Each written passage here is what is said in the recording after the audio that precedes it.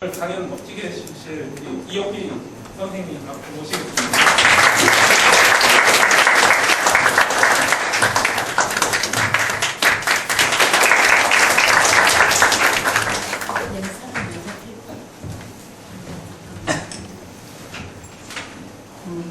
여러분 만나서 반갑습니다.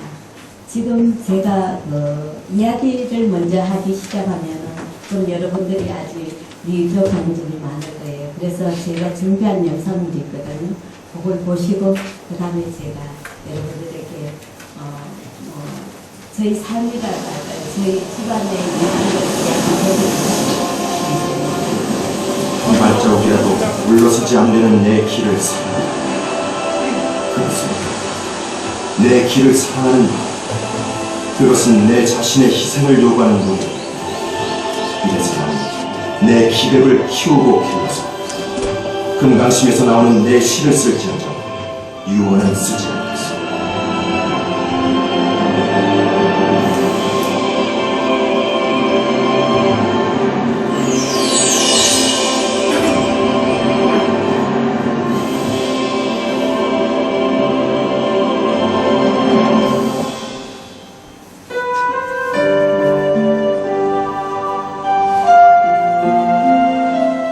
아름답고 온화한 산이 둥글게 활처럼 감싸안고 맑은 강물이 부드럽게 활줄과 같이 흘러 편안하고 아늑한 마을.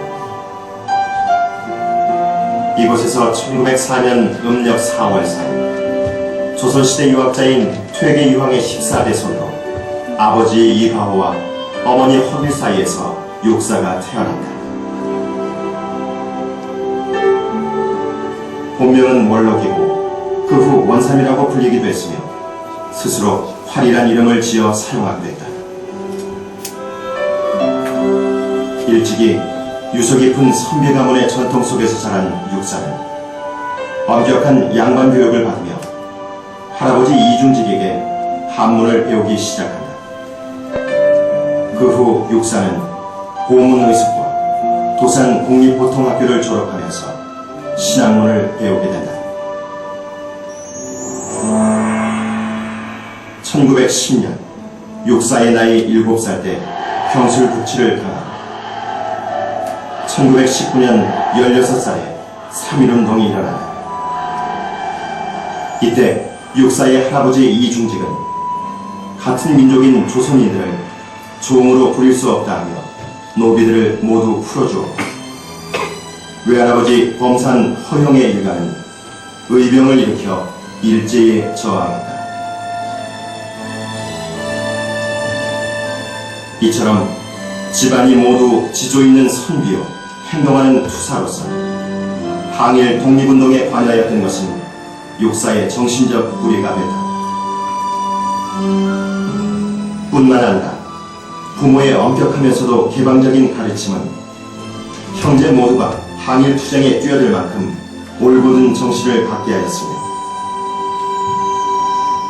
장진홍 의것이 감옥에 갇혔어도 형제들 서로가 책임을 떠맡으려 했을 만큼 각별한 형제애를 심어주었다.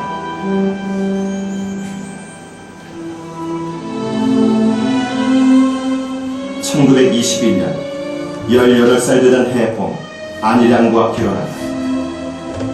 결혼 후 육사는 처가가 있는 영천의 백학학원에서 수학하고 후에 교편 생활을 합격한다. 1924년 일본 유학길에 올랐다. 관동 대지진으로 인해 수많은 조선인들이 학살당한 후였다.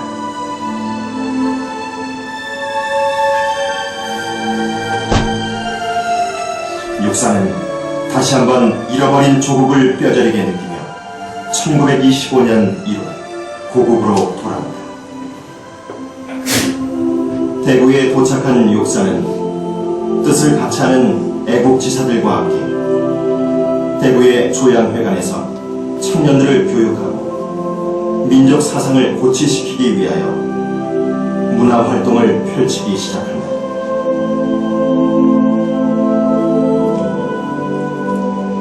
그러던 중 1926년 후 파리 장서에 최연소 설명자로 기록된 이정규와 함께 북경을 다녀온다.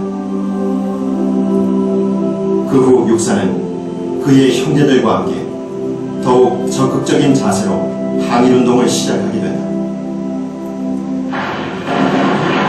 1927년 장진홍 의혹, 이른바 조선은행 대구지점 폭탄 사건에 연루됐다는 의혹에 의해 그의 삼형제와 함께 1년 7개월의 억울한 옥고를 치르게 된다.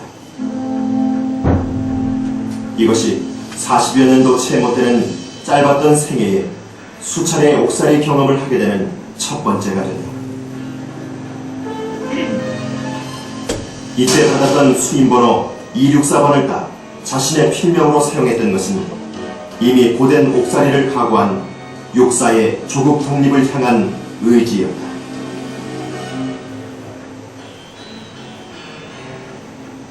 (1929년) 광주 학생 사건이 터지고 대구 시내 곳곳에 배일 경문이 나붙게 되자 결국 이 사건으로 두 번째 옥고를 치르게 된다. 이른바 대구 경문 사건이다. 이후 육사는 1931년 더욱 불타는 항일 의지로 다시 중국에 가고 1932년 의열단 간부인 윤세주를 만나게 되면서 조선혁명 군사정치간부학교에 제1기생으로 입교하여 군사간부 훈련을 받는다. 정치, 군사, 실습 과목으로 구성된 교과 과정을 통하여 항일 투쟁에 필요한 특무 공작의 구체적인 행동 요령과 활동 수칙을 익힌다. 육사는 6개월의 정규 과정을 수료하고 1933년 4월 군사 간부가 돼 졸업하게 된다. 이때부터 육사는 본격적인 항일 투쟁의 전면으로 나서게 된다. 그 후 고국에 돌아온 육사는 조선군관학교 2기생을 모집하고 지하 조직 활동을 하기 위해 조선일보 대구지국 기자로 복귀하게 된다. 이때 일제는 육사를 포함한 조선군관학교 출신자들을 검거하여 모진 고문을 하게 된다. 3개월간의 혹독한 고문은 육사의 옷을 몇 번씩이나 피로 물들였다. 결국 이런 과정 속에서 육사는 극도로 건강이 나빠졌고 사상이 불어난 조선인으로 지목돼 조그만 사건이라도 터지면 육사는 예비 검속 대상으로 형무소 출입을 수시로 하였다. 이렇게 쓰라린 삶을 엮어가는 과정 속에서 육사는 민족의 혁명의식을 고취시키기 위하여 시사평론을 시작으로 수필, 시 등을 발표하게 되다.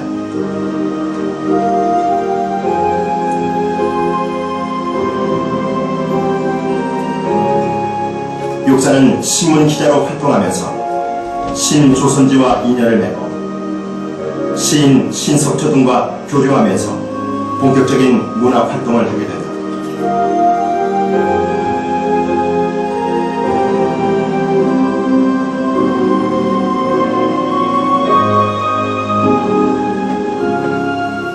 암울한 시대 상황에서 향토의 서정을 그리워하고 생명의 소중함과 전통의식을 노래했으며 때로는 목가풍의 서정을 숭고한 인간애와 함께 놀라운 상징으로 표현하기도 했다. 또한 조국 반복을 향한 긍정적 의지를 형성하였고 뛰어난 대륙적 기질과 힘이 넘치는 남성적인 표현으로 강한 의지를 나타냈다. 수차례의 옥살이에도 비관하지 않고 글로써 생각하고 행동하는 용기를 보여주었고 식민 통치를 받고 있는 민족의 현실과 당시의 암울한 정신세계를 절묘한 상징으로 표현해냄으로써 우리나라 문학사에 큰 획을 그었다.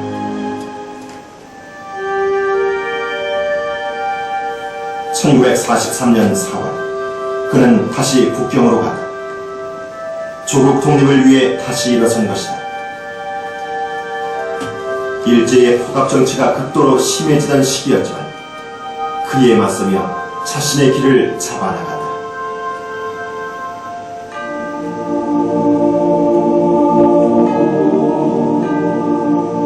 별빛 빛은 어두운 밤일수록 빛나 보인다.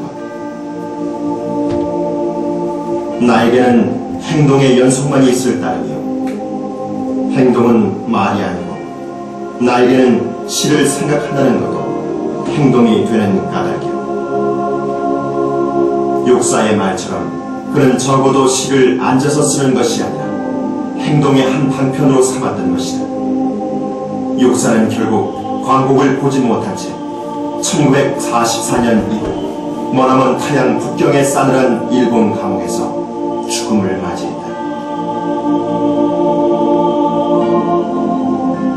청포도처럼 맑은 감상을 지녔으며 광야처럼 드넓은 무대에서 삶과 죽음의 경계를 넘나들었던 인간 이육사.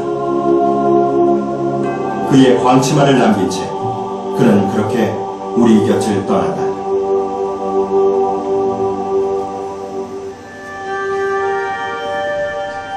지금 눈 내리고 매화 향기 홀로 아득하니 내 여기 가난한 노래의 시를 부리라.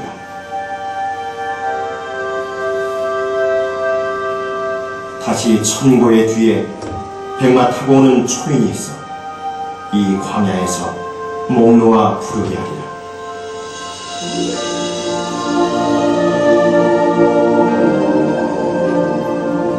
비록 강물은 잘 보이지 않지만 가만히 듣고 있으면 낙동강 물소리가 고향 마을을 가로질러 타고 올라온다. 밤이면 그 소리는 더욱 세차게 들린다. 그때는 그 물소리를 따라 어디든지 가고 싶은 마음을 참을 수 없어 통해를 갑니다. 들리는가 우리 고향, 우리 민족, 그리고 그들이 물려준 역사적 가르침. 지금도 이 물소리를 따라 나직이 들려오는 그의 맑고 잔잔한 음성이 들립니다.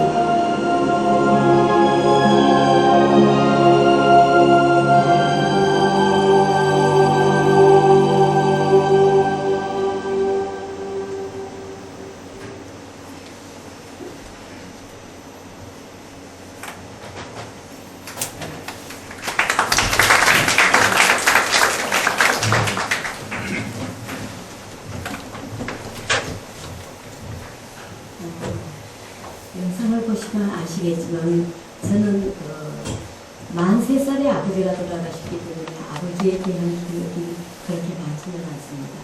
그때 시대 때 저희 아버지가 굉장히 멋쟁이셨어요. 그래서 아이보리색 양복을 입으시고 보타를 매신 그런 독특한 모습 때문에 제가 기억하고 있고요.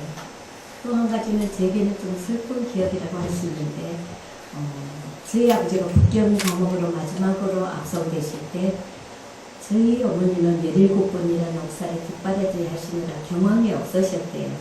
그래서 미처 저를 데려갈 생각을 못했었는데 지금 이 교수님 지금 나가고 안 계시네요. 그 할아버지 정부 되시는 분이 저희 집하고 가깝게 계셨어요. 그래서 항상 저를 많이 사랑해 주신 분이고 그런데 그분이 아마 조금 학덕이 보셨어요. 그래서 일본 막바지라는 것을 좀 느끼셨나 봐요. 그래서 육사가 이분이가 마지막이 아니겠나 해서 저를 데리고 창녕역에 데려갔을 때 그때의 아버지 모습이 그 호승줄이 꽁꽁 묶여 있었고요. 여러분 영수가 뭔지 아세요? 제게 학생들이 그런 걸 잘 모르시더라고요. 옛날에 재수가 되면 꽃가시로 얼굴을 가리는 밀집으로 된 게 있었어요. 그걸 영수라고 하는데 저희 아버지 모습이 호성줄에 좀 꽁꽁 묶여 있었고요. 영수를 쓰고 계셨어요. 그래서 어린 저에게는 그 모습이 아주 놀라운 모습이고 또 생소한 모습이잖아요. 그래서 저는 오랫동안 그 기억을 잊어버렸고 저희 아버지가 북경 감옥서 목사하시고 어머니랑 저는 대구에서 서울에서 대구로 내려와서 알게 됐어요. 초등학교 2학년 때 이사를 한 곳이 대구 삼덕동이라는 지명이 있는 곳으로 이사를 하는데 그곳에는 집 가깝게 대구 경찰서가 있었어요.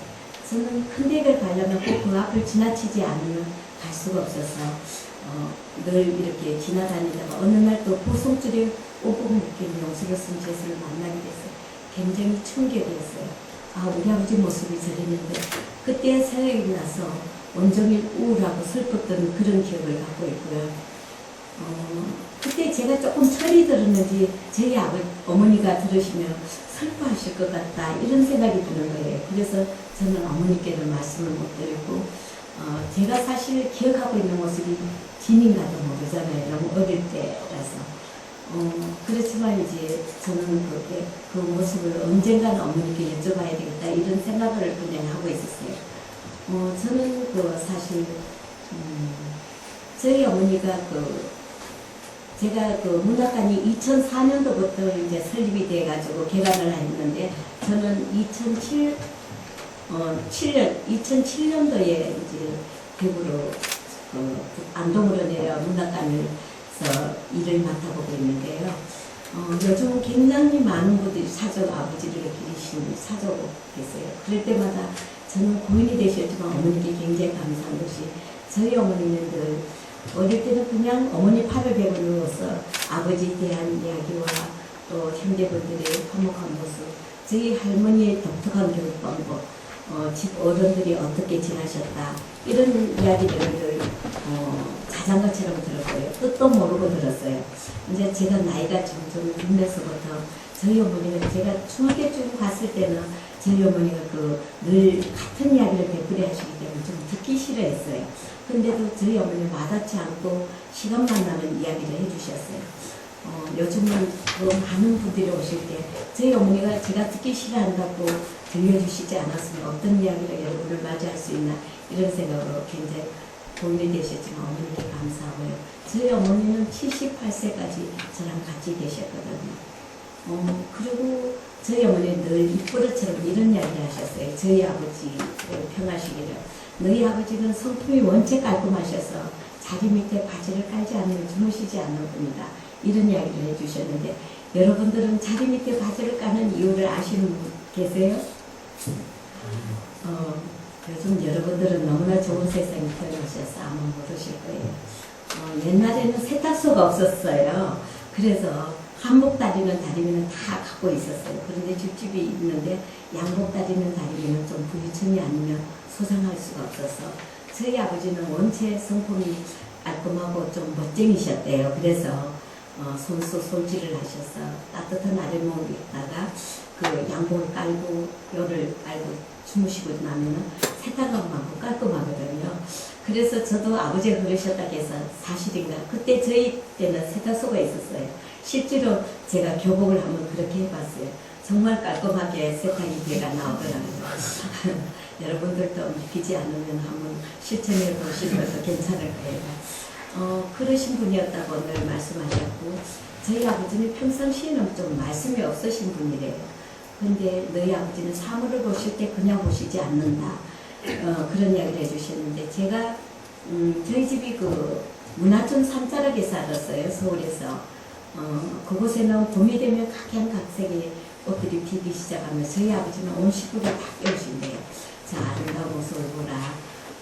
그리고 저희 문화촌 산자락에 벚꽃이 아주 많은데요. 그래서 봄이 되면 대청 마루문을 열면은 아주 벚꽃이 바람이 흩날려서 저희 대청에 뚝뚝 떨어지는 모습이 한 폭의 동양화다 탄성을 들으시고 그럴 정도로 감성이 예민했다 이런 이야기를 들려주셨고요. 그리고 문인들이 좀 약주를 즐기시는 편이잖아요. 저희 아버지도 약주를 한 잔 건하게 하시고 늦게 들어오시더라고. 그날에 있었던 이야기들을 꼭 메모해 두셨다가 아침에 다시 정사하는 습관을 가지셨다고. 그리고 저희 아버지는 작품을 대체적으로 아침에 쓰시는 편이었다고 그런 이야기를 들려주셨고 저희 어머니는 또 너희 집에 사랑거린 육형제분이 화목한 모습이다. 제가 생각하기로는 아마 같은 길을 걸어서 그렇지 않았나 생각이 드는데요.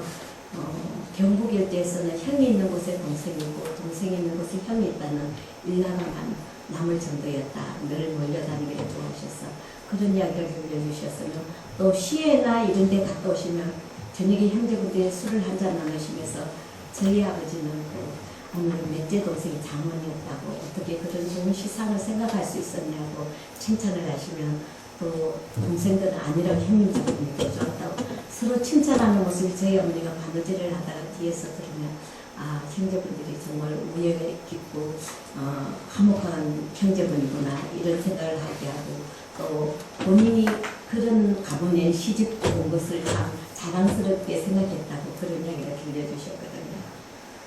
그리고 저희 집에서는 그 할머니가 좀 독특한 교육 방법을 하시는 분 계세요. 육형제를 앉혀놓고 너희들은 한 자리에서 술과 담배를 풍족하라 이런 이야기를 하셨다는데 저는 어릴 때는 그 이야기를 들었을 때 뭐 아무 뜻도 모르고 들었고요. 조금 자라면서 음식이니까 같이 형제끼리 나눌 수 있겠구나 간단한 생각을 했었거든요.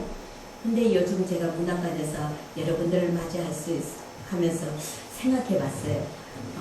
우리 할머니가 의도한 바가 뭔가 좀 생각해 봤을 때 저희 아버지 육형제분들이 육형제분이 다 2살 터울이세요. 그러면 마천과 막내는 12년 자리거든요. 그런 가운데 술과 담배를 맞담배질을 하기는 좀 어려운 자리잖아요. 그 어려운 자리에서 술과 담배를 익혔을 때 습관이 좋아지라고 그러시지 않았나 이런 생각을 하게 하고요. 저희 할머니는 또 아들들에게 너희들은 내가 죽어도 슬퍼하지 말라 이런 이야기를 하셨대요. 사나이는 나라 잃은 슬픔보다 더 큰 게 없다. 나라를 찾았을 때 마음 놓고 울어라. 이런 이야기를 하셨었는데 저희 할머니는 그때에도 요즘은 우리 어머니들이 내 아들, 내 딸 먼저 생각하는 그런 시대가 도래됐잖아요. 근데 그때에도 저희 할머니는 나라 사랑하는 마음이 깊었기 때문에 자식들이 할머니 그런 나라 사랑하는 마음을 배우지 않았나.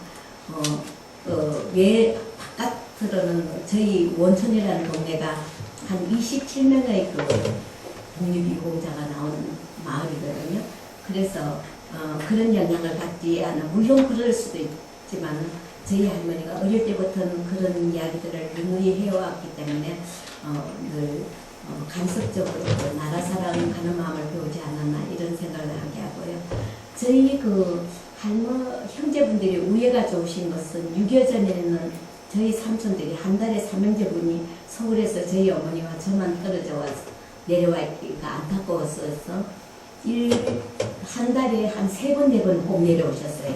그렇게 오시면 저희 어머니께 술, 담배를 다 가르치셨어요. 저희 어머니는 어른들 매시는 분이라서 나는 그런 걸 못한다고 이렇게 이야기하시면 저희 삼촌들은 우리는 형수가 아니고 누님이다. 이렇게 이야기해요. 누님이 좀 아마 무러운가 보죠. 그래서 누님이다 이렇게 하시면서 술과 담배를 가르치셔서 저희 삼촌들 꽤 술이 셋이었거든요. 근데 나중에는 저희 어머니가 대장할 정도가 됐고요. 연세가 들면서 건강이 안 좋으셨다고 끊으셨지만 그리고 저는 삼촌들이 오시면 꽤 불편했어요. 왜냐하면은 저희 삼촌들은 내려오시면 저만 보면 아버지 생각으로 저를 끌어안고 통곡을 하시는 게 싫어서 옛날에 집집이 전화가 없잖아요. 그래서 엽서가 이렇게 오거든요. 그러면 그때 제가 유치원 들어갈 무렵에서 겨우 한글을 부채 읽을 정도밖에 못했어요. 그러면 삼촌들이 형수님 며칠 날 내려가겠습니다. 이러면 저는 그날에 삼촌들이 내려오신 날 외갓집으로 몰래 숨어들고 나가는 그런 기억을 갖고 있고요. 그래도 저는 삼촌들이 대단한 분이다 생각하지 못했는데 제가 학교를 마치고 결혼을 해서 다시 서울살이를 하게 됐을 때 요즘은 교통이 굉장히 좋잖아요. 근데 저는 1년에 3번 내려오는 것도 그렇게 만만치가 않더라고요. 저희 삼촌들이 대구 내려오실 때는 제가 기억하기로는 제가 기차를 타봤는데 축풍역에 올라갈 때는 차가 무거워서 아마 화목을 떼가 가고 조개탄을 뗐기 때문에 차가 올라가지 않아서 사람들이 다 내리라 하고 기차만 먼저 올라가 기다리면 사람들이 따라서 올라가서 그 기차를 타고 다시 내려가던 그런 교통수단이었거든요. 그때는 대체적으로 기차를 타고 다녔어요. 그런데 저희 삼촌은 멀다지 않고 한 달에 3번, 4번 꼭 오셨다는 건 대단한 형제간의 우애다 이런 생각을 하게 하고요. 저희 할머니는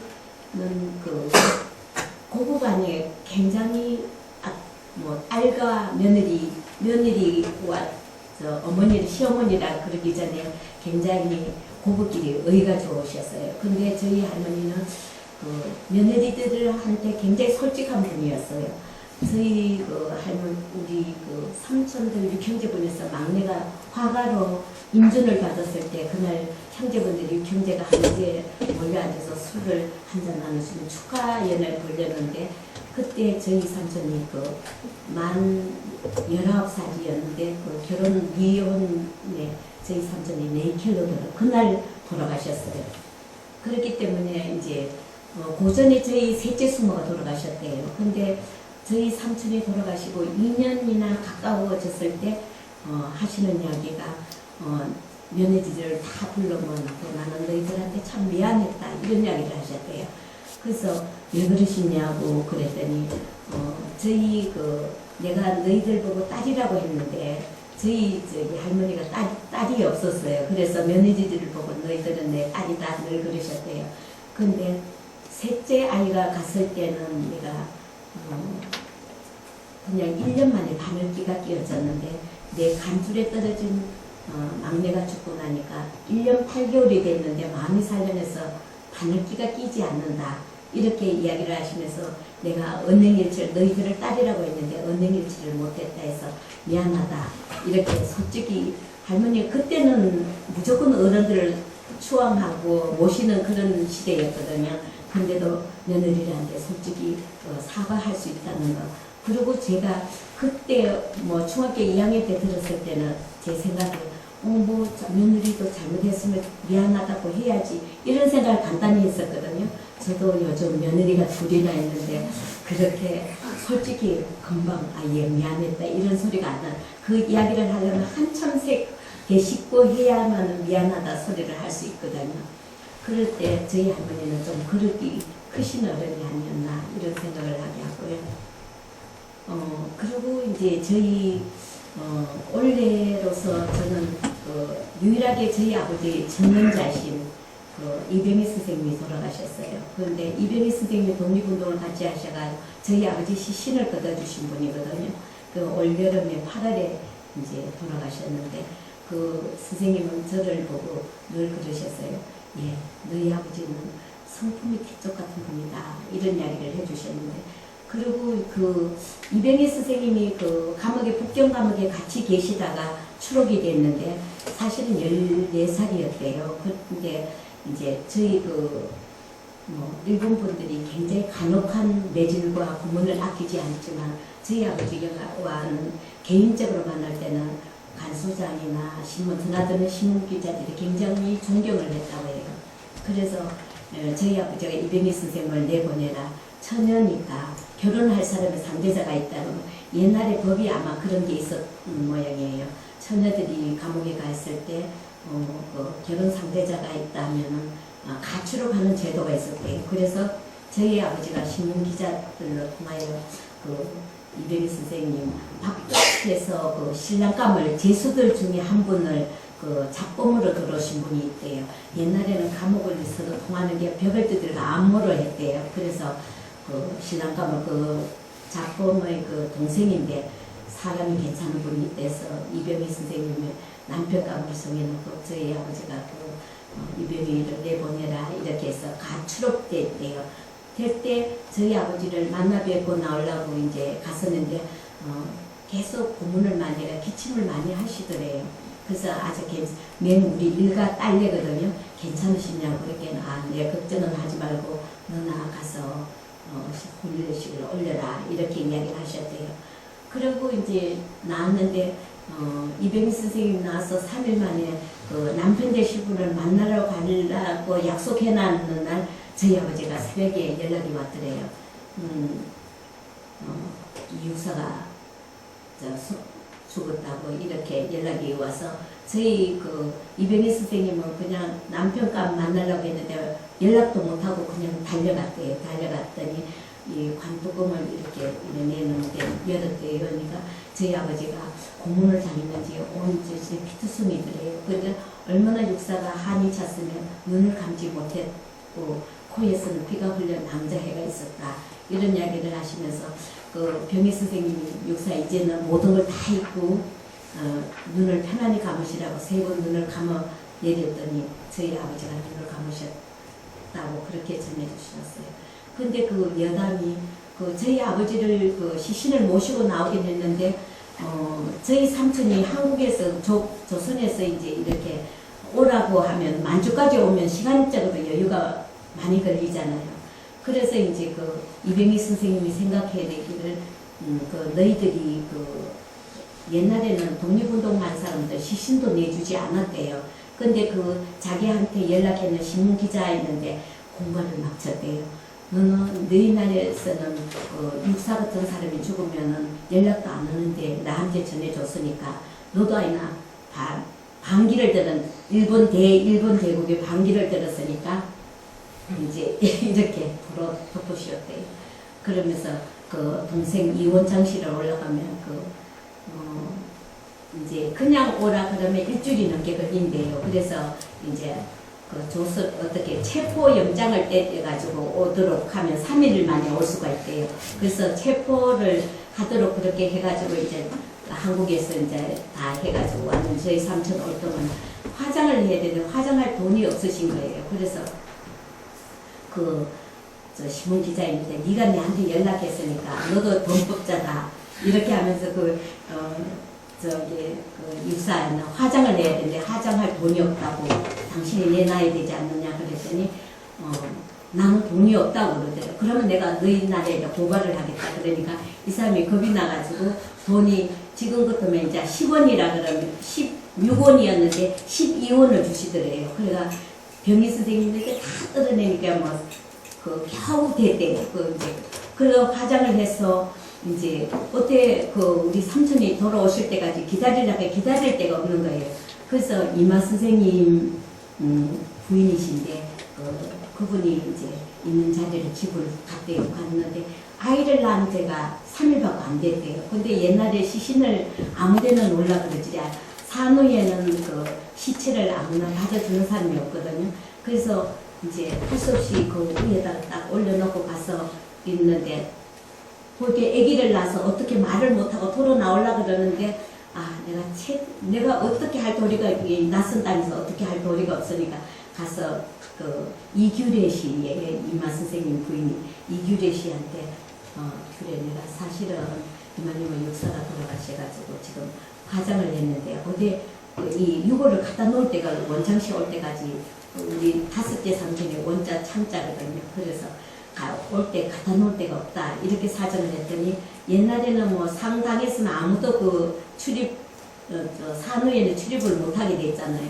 근데 이규래 선생님이 선뜻이 이 오실의 맨처럼 이렇게 미닫이가 있었는데 그 문을 닫고 여기다가 화장대 위에다가 유골을 모셔라 그러면서 내가 딴 분 같은 거지만 육사 선생이 유골인데 어떻게 그냥 돌려보낼 수 있냐. 그래서 거기서 3일을 하고 저희 삼촌들이 오셔가지고 유골을 모셔갔다고 그러면서 늘 너는 긍지를 느껴야 된다고 저는 너무 어려서 긍지를 느끼지 못했거든요. 그래서 제게 늘 항상 그분이 또 6.25에 피난 왔을 때 저희 집으로 피난을 하셨어요. 서울에서 내려오는데 옛날엔 방 한 칸 내주기가 그렇게 쉽지가 않았어요. 근데 저희 어머니가 그분이 저희 은인이시잖아요. 그래서 방을 제일 큰 거를 드렸어요. 저는 어려서 그때가 한 1년쯤 계셨으리라 하고 여쭤봤어요. 선생님께서 한 1년쯤 저희 집 계셨죠. 8개월이 돼서 이제 경주로 갔다고 그런 이야기를 하시면서 얼마 전에 이제 마지막으로 살아있는 산증인인데 얼마 전에 돌아가셨고요. 그런 이야기를 너는 잊지 말아야 된다고 그런 이야기도 해주셨고요. 그리고 이제 저는 저희 아버지와 문단에서 가장 가까우신 석토 선생님을 중학교 2학년 때 만나뵀을 때 너희 아버지는 장안의 신사였고 멋쟁이였다. 자존심이 대쪽 같은 분이다. 이런 이야기를 들려주셨고 또 그렇게 하시면서 여담으로 야 너희 아버지가 이런 분이다. 이런 이야기를 들려주셨어요. 청량리에서 두 분이 무슨 모임에 만났었는데 저희 아버지가 우리가 종로에서 다시 합치자고 이런 이야기를 하셨대요. 그래서 그렇게 하마고 했는데 조금 있으니까 저희 아버지가 옆으로 살짝 오시더니 석초 이 회의가 끝나면 나는 먼저 가겠네. 왜 우리가 같이 가기로 했잖냐고 그랬더니 저희 아버지가 내가 선약이 있었는데 깜빡했다고 이런 이야기를 하시면서 저보고 이제 그 아버지가 내가 먼저 가서 다음 장소로 가겠다고 이러시더래요. 그래서 석조 선생님은 다 볼일을 보고 이제 전철을 타고 가시는데 동대문을 좀 갔을 때 저희 아버지가 터덜터덜 걸어가고 계시더래요. 아, 육사가 차비가 없었구나. 문인들이 좀 가난했어요. 저희 어머니는 아버지가 한 번도 돈을 갖다 줘본 게가 없대요. 그래서 아, 육사가 차비가 없어서 나한테 그 차비 한 입에 밥을 나눠 먹을 정도인데 차표 한 장 없다 소리를 못해서 저렇게 걸어가고 있었구나. 너희 아버지가 그런 사람이다. 이런 이야기를 들려주셨고 또 이정기 선생님은 저를 만났을 때 너희 아버지는 사계의 명수였다. 저희 아버지가 무기를 아주 잘 다루셨대요. 우리 그 동네에서도 지금도 아직 그 이야기가 내려오는데 외제 총을 권총을 6자루를 갖다 놓고 전부 다 조립을 하는데 불을 꺼놓고 하는데 6초 만에 완전히 다 해체해서 조립할 정도로 그렇게 무기에 아주 강하셨다고. 그리고 말을 타고 다닐 때도 백발백중 명중하는 명사수였으며 아주 변정술이 아주 능했다. 이런 이야기를 해주셔서 저는 그때 초등학교 6학년 때였어요. 그래서 아, 변정술이 왜 필요했을까 이런 생각을 했는데 요즘 생각하면 아마 그게 군사훈련으로 필요하지 않았나 이런 생각을 하게 하고요. 저희 그 어머니는 그 할머니 제사가 되면 저희 할머니가 봄제사예요. 그래서 꼭 저랑 같이 계시다가도 2달 전에 내려가셔야 돼요. 저희 어머니가 둘째시거든요. 그럼 왜 그렇게 빨리 가시냐고 하면 저희 할머니 제사가 너희 할머니 제사가 가까워서 미리 가야 된다고. 그럼 왜 그러시냐고 천천히 가도 되지 않느냐고 제가 여쭤봤을 때 저희 어머니가 너희 할머니는 봄제사라서 그렇게 평소에 즐기시던 음식을 구해놓으려면 그렇게 쉽지 않다. 옛날엔 충분기가 있어. 요즘은 비닐하우스도 있고 그렇지만 그때는 없었기 때문에 그러시면서 미리 가세요. 그리고 사실은 제사 음식은 지정된 음식을 고임을 하잖아요. 근데 저희 할머니 제사가 되면 저희 어머니는 제사상에 올릴 수 없는 걸 평소에 지키시더라고요. 소반에다 받쳐놓을 정도로. 그리고 한 번도 그렇게 설계설계 안 오실 때가 없었어요. 그래서 제가 언젠가 엄마는 그 얕은 생각을 제가 물어봤어요. 고등학교 때인데 엄마는 그 친정엄마도 아닌데 그렇게 눈물이 나느냐고 제가 여쭤봤을 때 저희 어머니가 너희 할머니 같은 분은 이 세상 천지에 안 계시는 분이다.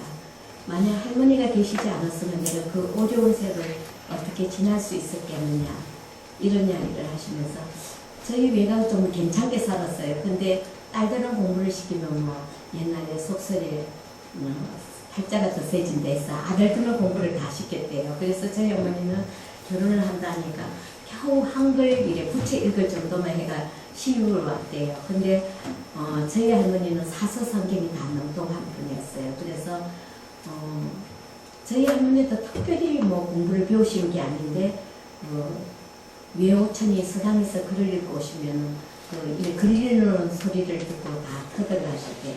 그래서 결혼을 한다고 이렇게 편지라도 읽을 줄 알아야 안 되나 하면서 외삼촌이 하얀 고을의 원님이셨는데 이렇게 가르쳐 보니까 다 아시더래요. 그래서 어떻게 했나 그랬더니 외호천이 글 읽는 소리를 듣고 자기가 다 혼자서 터득을 하신 거예요.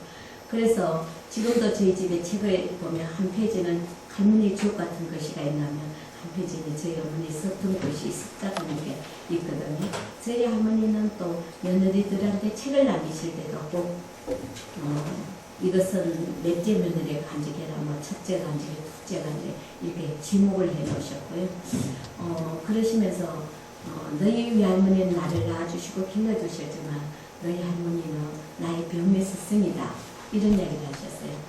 그리고 항상 나는 너희 할머니 발뒤꿈치만큼도 못 따라가지만 내가 마지막 삶은 할머니와 같은 닮은 삶을 살고 싶다.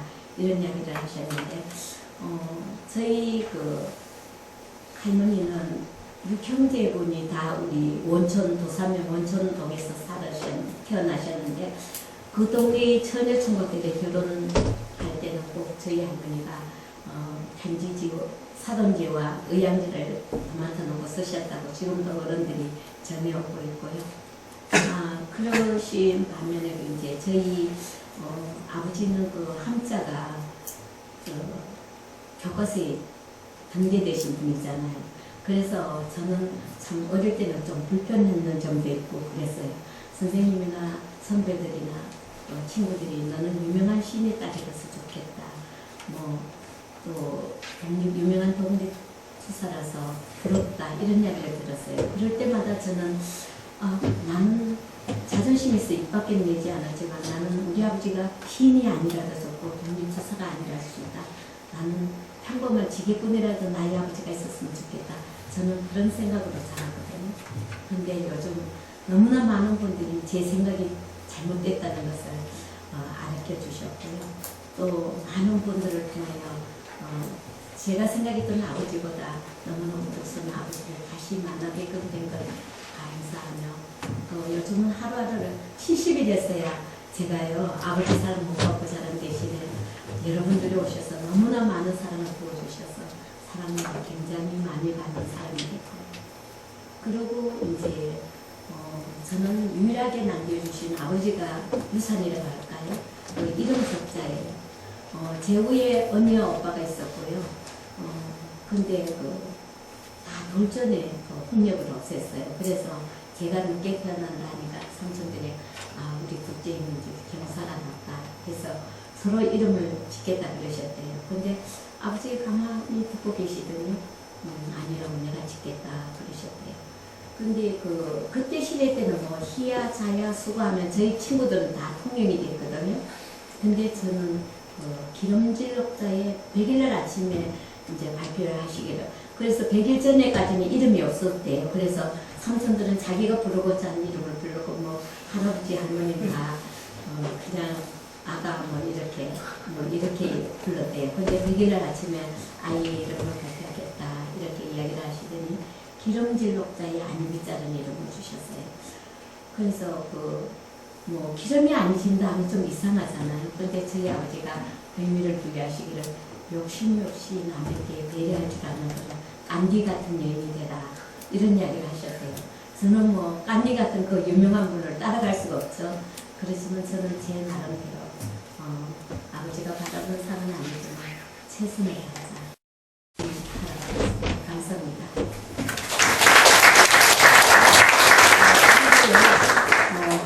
좀 궁금하신 게 있으면 제가 질문을 받겠고요. 또 제가 또 여러분들이 질문하실 때 생각나는 대로 나머지 이야기하겠습니다. 질문하실 게 있으면 질문해 주시면 좋겠네요. 편하게 질문을 하세요. 예. 저는 이육사 선생님의 형제분들과의 일화가 되게 재밌게 들었는데 예. 그 부분에 한 번 더 더 재밌었던 내용이나 기억에 남으시는 부분이 예. 저희 삼촌들은 지금 제가 생각하면 굉장히 멋쟁이셨어요. 저희 삼촌들이 삼형제분들이 날 모신 분들이 저희 아버지가 돌아가시고 삼형제분들이 계셨는데 저희 예천 선생님은 사실은 월북하신 분이거든요. 사실 우리나라 평론가로서는 유명하신 분이에요. 그리고 한국 조선의 상제라 7살 때 육단 진원성 씨에게 편지를 쓰셨대요. 그랬는데 시를 써가 보냈는데 조선에도 이런 천재가 있었나 해 서문을 달아가 보내실 정도로 그렇게 좀 유명하신 분이고 지금도 서울대학교에 계신 분들이 논문을 지금 많이 준비하고 있는 중이고요. 이제 해금이 돼가지고 많이 준비하고 있고요. 제가 기억하는 삼촌들은 그때 6.25 전이었는데 그때 시대 때 오실 때 저희 삼촌은 배려모를 쓰고 오시다든지 승마복식으로 되는 옷을 입고 오시든지 그럴 정도로. 그리고 예천 선생님은 국혼을 하셨어요. 덕혜옹주의 육촌 동생과 저희 숙모님이신데 그때 저희 숙모님이 하와이 계획을 나오셨어요. 친정 아버지는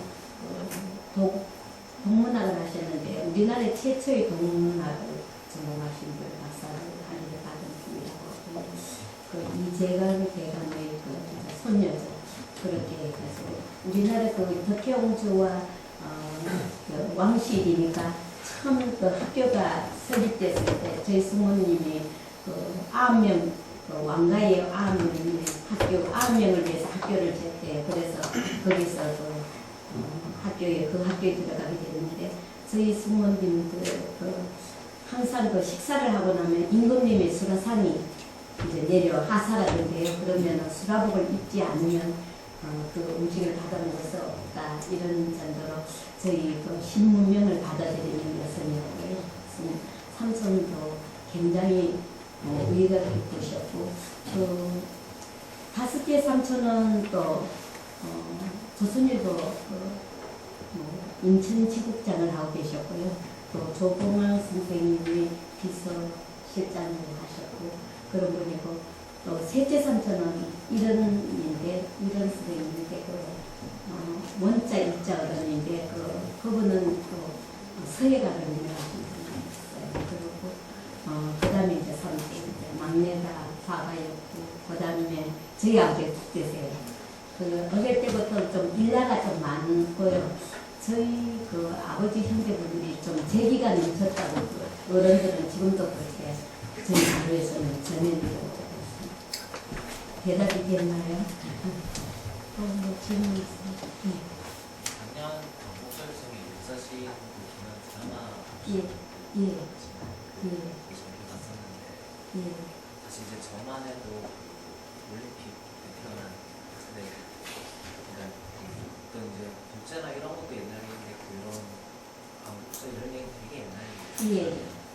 근데 그런 이제 음악 보면서 그러면 이제 그 시절을 경험하신 분으로서 그런 거를 좀 생각을 했으면 좋겠어요. 저는 광복절 이런 3.1절 이럴 때마다 드라마가 나오고 다큐멘터리식으로 나왔었거든요. 근데 마침 MBC에서 찬사 50주년으로 그걸 하겠다 했을 때 제가 조금 소망하는 것은 좀 진지한 모습을 좀 해줬으면 그냥 사람들의 그게 드라마가 나와도 감명 깊게 봤다는 분이 없었어요. 근데 이번에는 좀 제가 생각하기로는 전에 이때 있었던 것보다는 좀 학생들도 그 드라마를 보고 굉장히 감명이 깊어서 저희 문학관에 오시는 분들이 다 그 드라마를 일단은 한번 보고 온대요. 그래서 그랬는데 영화화 하기에는 사람들이 봤을 때 조금 약간은 제작자가 저희 집에서 한 일주일 먹어가면서 저랑 이야기하고 또 문헌도 좀 찾고 그러셨나봐요. 그래도 현재 있었던 사실과 좀 굉장히 유사한 점만은 이때까지 했는지 저는 그렇게 보고 있습니다. 대답이 됐나요? 예. 우선 강연 감사드리고요. 예. 저도 시인으로 지금 활동을 한 사람으로서 되게 부끄럽기도 하고 감정이 긴 시간이었던 것 같습니다. 저는 얘기 들으면서 이제 이육사 선생님과 사모님이 언제 어떻게 만나셨는지 사랑 이야기가 좀 그 사랑이 우리 안동에는 옛날에 민중과 민중의 만남이라고 할 수 있거든요. 근데 저희 외가도 조금 괜찮게 사는 집이었지만은 글을 저희 중자 직자 우리 고조부에서 아마 우리 외가가 아셨나봐요. 그리고 거기에 이제 저희 중자 직자 어른이 저희들이 돈 써도 다 해주고 그랬거든요. 그래서 이제 저희 집 사실 사람들은 오시면은 저희 아버지들이 양복을 입고 그때 시대 때 어떻게 이렇게 잘 살지 않았는지 어떻게 그러냐 이런 이야기를 많이 하시는데 옛날에는 집이 골기아로 되는 거는 옛날에 되게 우대가 결설을 했으면은 하사하는 그런 것도 있고요. 또 이제 조금 돈이 있어가 잘 사는 건 없고 저희 집은 굉장히 가난했어요. 가난해서 저희 어머니는 아버지가 돈 이렇게 한 번도 갖다 주는 적이 없었어요. 한 번은 제 평생에 한 번 써보셨대요. 아버지가 출타 중이셨는데 그때 이제 원고료가 왔더래요. 근데 마침 연탄하고 쌀이 떨어져서 그거를 이제 쓰셨대요. 그랬더니 저희 아버지가 오셔서 뭐 신문사에서 고려가 오지 않느냐고 이렇게 이야기를 하시더래요. 그래서 참 미안하지만 저희 어머니 평상에 이제 아버지가 계실 때는 그 하숙을 하셨고요. 또 바느질을 하셨어요. 솜씨가 좀 좋으신 편이에요. 그리고 저희 어머니가 궁중 요리도 좀 잘하셨고 숙모님이 그 궁중에서 오셨기 때문에 이제 음상공과의 교제가 있어서 이제 그런 가서로 좀 그런 걸 잘하셨어요. 그래서 이제 각자가 이제 다 챙기고 그랬는데 저희 아버지가 오시더니 고려가 오지 않았는데 사실은 이만하고 돈을 없애다 처음으로 한번 말씀했대요. 그랬더니 저희 아버지가 이 사람이 이제 별짓을 다 하는구만 이렇게 이야기를 하시더래요. 요즘은 우리 여성들이 남편이 벌어오는 건 내 돈이잖아요. 근데 그때는 저희 아버지는 어머니한테 이게 월급이다, 뭐 고려다 이렇게 주신 게 없었어요. 그래서 저희 어머니가 좀 생활력이 강했다고 할까요? 그래서 제가 기억하기로는 어머니는 혼자 고생을 많이 했는데 제가 기억나는 이후에는 뭐 못 먹고 못 입고 그러지는 않았어요. 근데 외갓집이 조금 괜찮아가지고 건강도 하시고 뭐 이랬기 때문에 좀 여유가 조금 있었는 것 같아요. 그래서 괜찮은데 저희 삼촌들은 자랄 때는 정말 힘들었는데 옛날에는 진짜 공부 하나 잘하면은 재주가 있고 그러면 다 할 수 있어요. 근데 저희 외가가 그 학원을 그 영천에 있는 백학사원이 저희 바로 외가 할아버지가 그걸 지으신 분인데요. 그래서 이제 저희 아버지가 그쪽으로 어떻게 서원에 연계가 돼가지고 이렇게 아마 공부를 하게 오신 모양이에요. 그래서 거기서도 또 이제 학습을 해서 나중에 거기에 1년 교사를 하시고 저희 아버지가 좀 한학을 미리 하셨기 때문에 아마 그러신 것 같고요. 그래서 연분이 돼가 문중과 문중이 뭐 저희 아버지와 정말 우리 어머니는 굉장히 많은 차이가 났죠. 뭐 학식적이나 이런데 저희 어머니는 그냥 한글 겨우 배워 나중에는 뭐 사설도 다 읽으시 신문을 사설도 할머니한테 배워서 읽으셨지만 정말 결혼해 왔을 때는 저희 어머니는 그냥 봉제사 받들고 그냥 접객 맞이하고 이런 거로 그거 했지만은 저희 할머니가 특별히 좀 둘째 며느리를 이뻐하셨대요. 그래서 저희 어머니가 좀 재발을다고 할까 이제 그런 점이 있어서 아마 할머니가 좋아하시는 것 같아요. 음식도 잘하셔서 그런 이제 뭐 너무 스토리 같은 건 없으세요. 또 있나요? 예. 아까 설명하시면서 역사 선생님이 중국에서 고문을 받을 때도 일본 분이라고 표현을 하셨고요. 예. 또 일본에도 또 갔다 예, 오셨고요. 예. 그래서 그 일본에 대한 어떤 감정은 어떤 걸 갖고 계시고 지금도 일본 분이라고 표현할 만큼의 어떤 일본하고 저는요 대중을 상대하기 때문에 그분들을 지칭했을 때 언어에 그냥 폭력은 없어야 되잖아요. 그래서 그렇지만은 제가 일본 가가 한 6년쯤 있었어요. 그런데 사람들이 전부 다 저를 보고 왜 그 육사딸이 일본을 갔나 이런 이야기를 했었거든요. 근데 사실 저는 그 일본 사람이 어떤 사람인가 알고 싶었어요. 근데 일본은 개인적으로는 굉장히 양순해요. 부드럽고 또 뭐 정말 배울 점도 많아요. 그렇고 제가 6년 있을 때 우리나라는 정말 그 옷이 사치가 심하잖아요. 근데 거기 있으면 저는 청자켓, 청바지 하나로 3년을 견딜 정도로 그렇게 누가 뭐 잘 입고 못 입고 그게 제가 한국에 나오면은 청자켓, 청바지 뭐 이렇게 입으면 사람들이 아니 옷이 왜 없느냐고 안 입느냐고 그러는데 사실은 거기는 뭐 일하다가 그냥 장화 신고 병장 가도 누가 저 사람이 왜 병장에 장화를 신고 가나 이렇게 탓하지 않기 때문에 그런 건 굉장히 자유스럽고요. 근데 그 일본 사람들이 뭉치면 굉장히 무서운 사람들이에요. 개인적으로는 뭐 아주 섬세하기도 하고 배울 점도 많아요. 그런데 제가 보기로는 한 10명은 모이면 굉장히 무서운 사람들이 되는 거예요. 그리고 저는 제가 일본을 가는 걸 후회하지 않는 것이 사실 저는 그때 갈 때는 제가 남편이 너무나 갑자기 떠나셔서 이 세상을 떠나서 내가 남편과 같이 안 사는 동네만 가면 된다 해서 제가 또 뭐 라이센스를 좀 갖고 있는 게 있어서 일본에 가게 됐어요. 가게 됐는데 갔다 왔는 게 후회하지 않아요.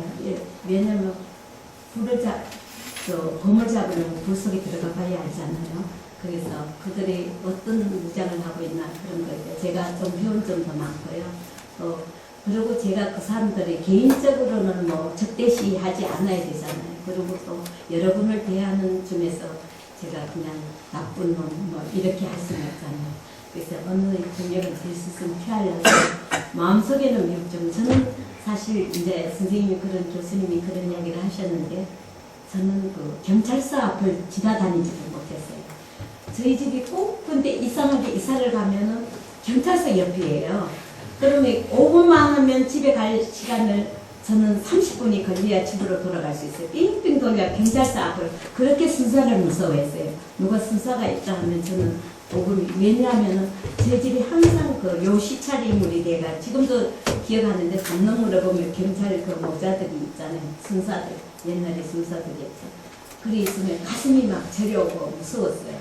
그렇기 때문에 또 특히 일본 사람은 더 무섭잖아요.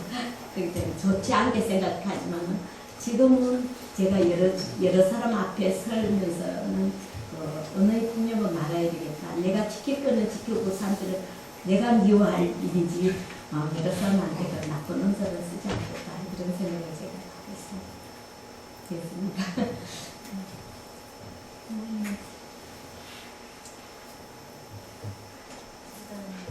예.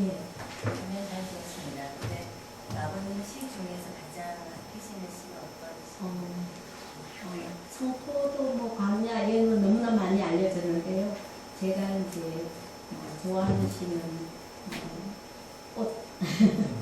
꽃이라는 시 제가 제일 좋아하고요. 너무나 그 광야나 뭐 노종기도 좋고 뭐 그렇지만 제가 개인적으로 좋아하는 시는 또 질문 있으시죠? 혹시 어떤 내용 때문에 여기 좋아하세요? 그 꽃이 조금 지조가 있다고 할까요?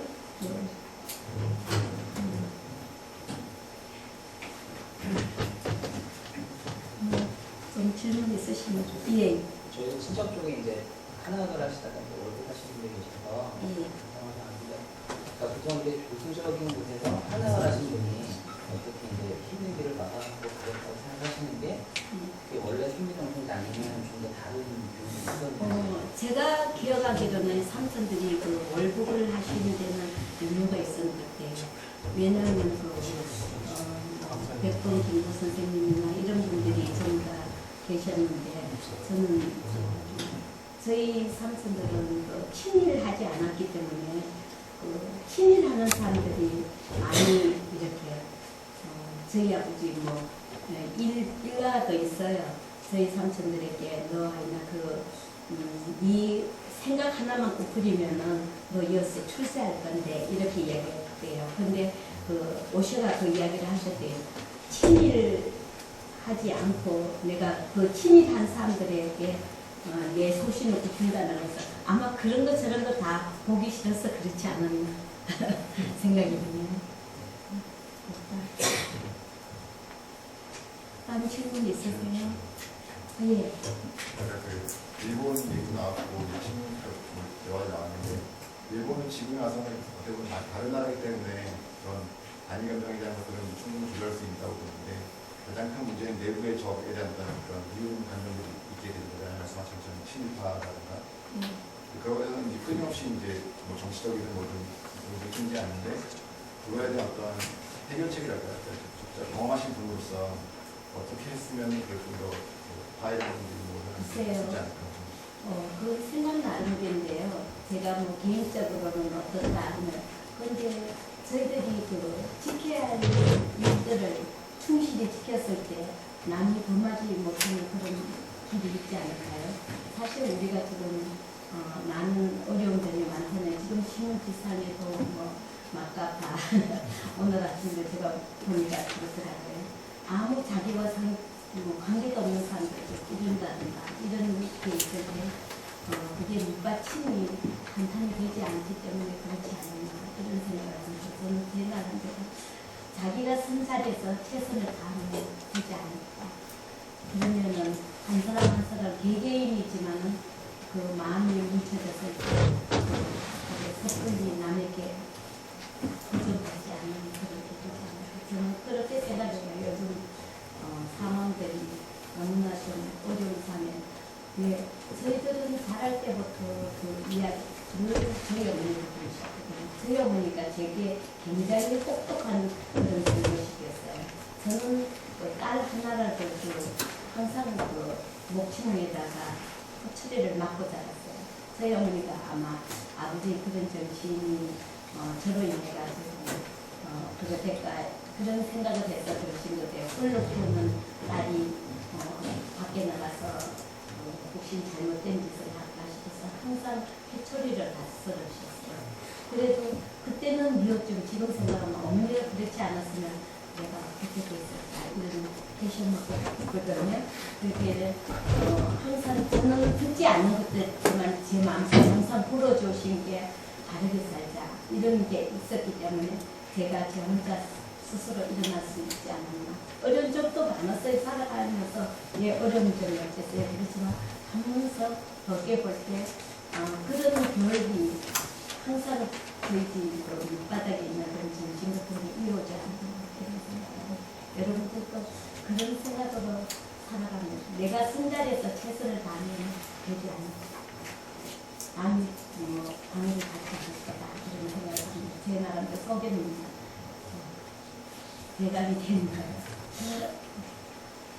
또 물어보실 게 있으시면요.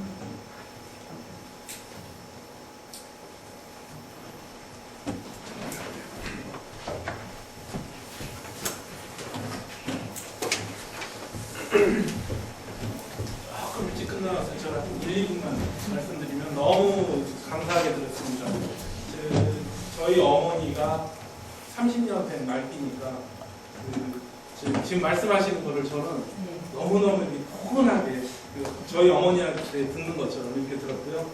여러분들도 비유하자면 과학의 맛있는 물리 공식 하나 발견하는 것보다 수의 어떤 신비를 발견하는 것보다 인생을 이렇게 자긍심을 갖고 꿋꿋하게 맛있게 살아갈 수 있는 인생의 공식을 하나 발견했다면 여러분도 오늘 정말로 이 시간은 굉장히 귀중한 시간이 됐을 거라고 보고요. 그것도 그냥 우리의 어머님, 할머님 같은 분이 아닌 우리의 정신적인 그런 어떤 우리가 항상 생각을 하고 있었던 그 이육사의 따님이 오셔서 생생하게 우리가 몰랐던 이야기 전해주고 그래서 그것이 지금처럼 그런데도 굉장히 겸손하시게 이렇게 애국해야 된다 이렇게 말씀하시는 게 아니라 원래 갖고 있던 일들을 충분히 하면 이 나라가 이렇게 좋아지고 행복하게 살 수 있다는 이런 말씀을 나누시니 저는 너무나 감명 깊게 왔거든요. 여러분들도 그런 생각을 같이 가졌으면 좋겠어요. 어쨌든 오늘 멋진 강의를 해주시고요. 너무 이렇게 큰 마음을 이렇게 편하게 풀어주신 우리 이옥비 선생님께 다시 한번 박수 드립니다.